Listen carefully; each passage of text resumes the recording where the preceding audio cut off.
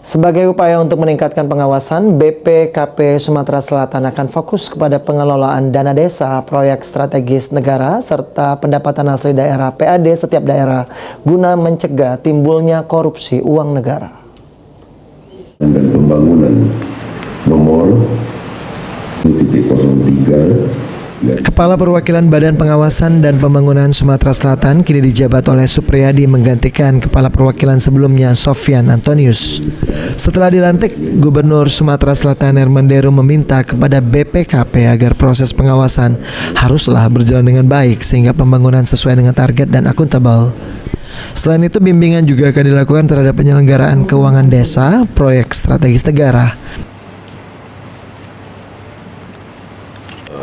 Dengan lebih baik dan akuntabel, itu yang kita harapkan sehingga proses pengawasan ini betul-betul bisa berjalan dengan baik sehingga pembangunannya juga sesuai target.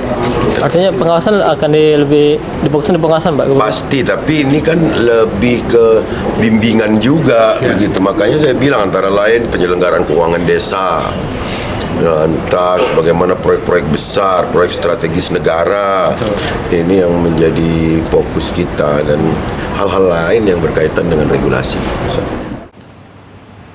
Sementara itu, Kepala Perwakilan BPKP Provinsi Sumatera Selatan Supriyadi mengatakan permasalahan di daerah secara umum terkait pendapatan asli daerah PAD akan dikawal untuk meningkatkan PAD, serta beberapa program Presiden Prabowo Subianto seperti makan bergizi gratis MBG, Koperasi Merah Putih, dan Sekolah Rakyat akan diawasi ketat.